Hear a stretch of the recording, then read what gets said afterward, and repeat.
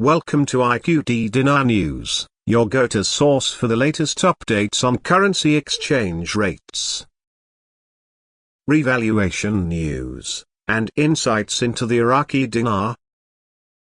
Stay informed and ahead of the curve with our timely analysis and breaking developments. The Green Zone, an area in central Baghdad, has long been a symbol of Iraq's political and military power. Historically, it has served as the epicenter of Iraq's government institutions and housed many international embassies, especially the U.S. Embassy.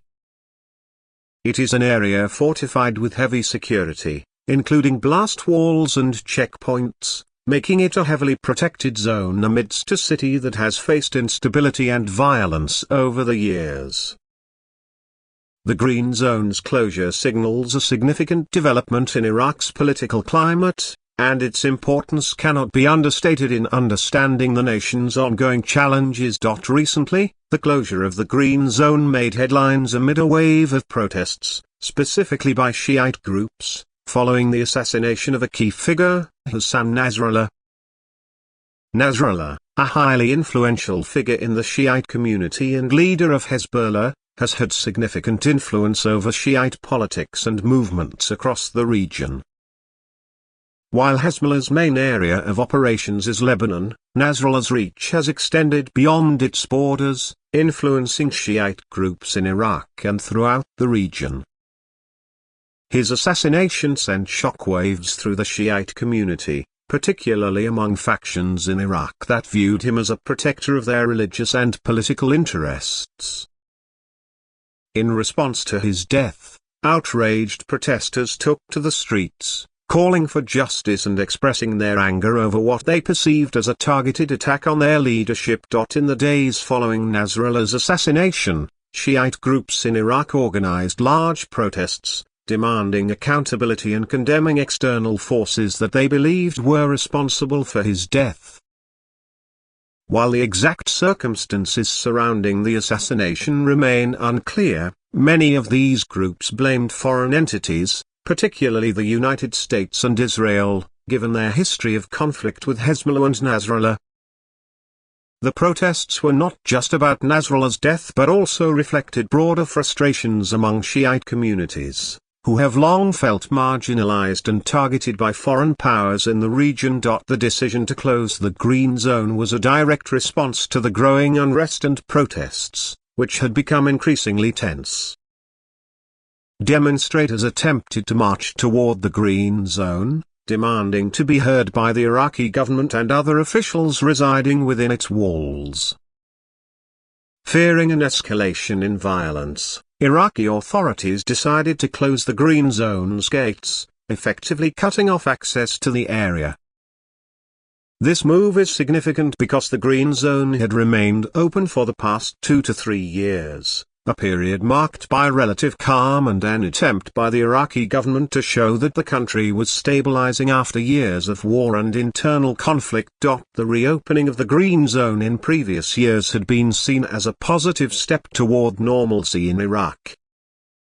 After years of sectarian violence, insurgency, and foreign occupation, the fact that the government felt confident enough to open the Green Zone was a symbolic gesture to the world that Iraq was moving forward.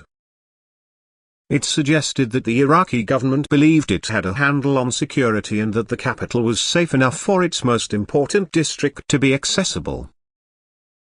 However, the decision to now close the Green Zone reflects the reality that Iraq's stability remains fragile, especially in the face of political and sectarian tensions. The closure also brings into focus the larger issues plaguing Iraq, particularly the struggle for power among different sectarian groups.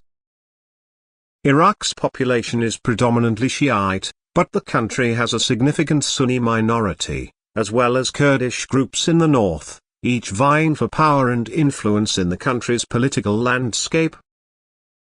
Over the past few decades, Shiite groups have become more powerful, particularly after the fall of Saddam Hussein's regime, which was predominantly Sunni.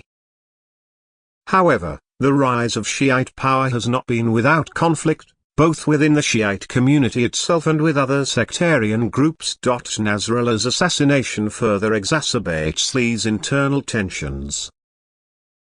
His death not only angered his supporters but also reignited fears of external meddling in Iraq's affairs. Iraq has long been a battleground for proxy wars between larger powers, including the US and Iran, as well as between different factions within the Middle East. The assassination is seen by many as part of this broader struggle, with different groups attempting to assert their dominance in the region. The protests in Iraq also reflect broader dissatisfaction with the Iraqi government. While the country has made progress in rebuilding itself after years of war, many Iraqis feel that their government has failed to address key issues such as corruption, unemployment, and poor public services. For years, Iraqis have taken to the streets to demand change, only to be met with limited reforms. The assassination of Nasrallah has served as a catalyst for renewed protests, but the underlying grievances remain the same. Many Iraqis, particularly Shiites, feel that their government has been unable to protect their interests and has allowed foreign powers to interfere despite efforts to rebuild. While Shiites have gained political power in Iraq, there are deep divisions among different factions, each with its own vision for the country's future. Some Shiite groups are closely aligned with Iran, while others seek greater independence from Tehran's influence. Nasrallah's assassination has only deepened these divisions, with some Shiite groups calling for closer ties to Iran as a way to protect themselves from external threats, while others argue that Iraq must chart its own course. However, his government has faced criticism from all sides, with some accusing him of being too close to the US, while others argue that he has not done enough to curb Iran's influence in the country. The assassination of Nasrallah and the subsequent protests have put al-Kadhimi's government in a difficult position. On the one hand, the government must address the demands of the protesters, many of whom are calling for justice and accountability.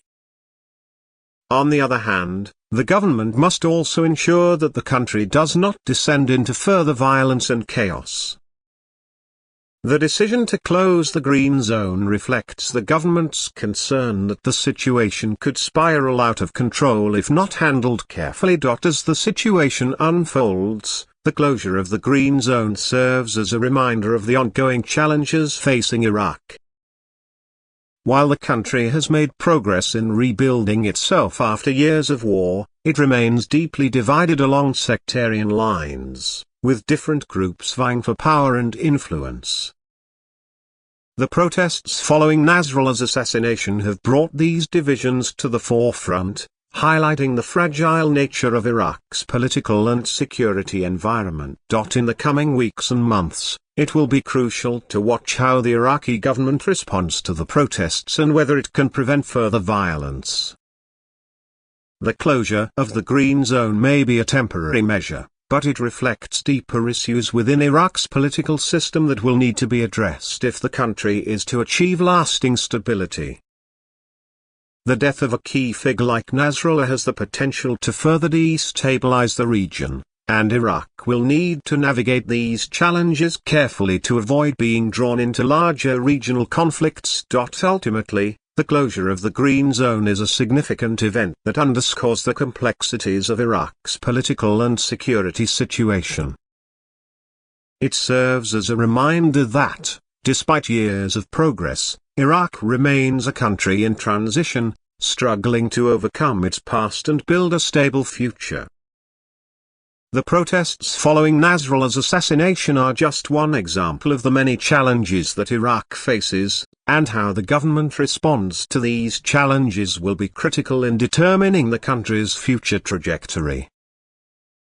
Whether Iraq can achieve lasting peace and stability remains to be seen, but the closure of the green zone is a clear indication that the road ahead will not be easy. Thanks for tuning in to IQD Dinar News. Don't forget to like, share, and subscribe. for more updates on the Iraqi dinar and global currency trends. Hit the notification bell so you never miss an update. See you in the next video.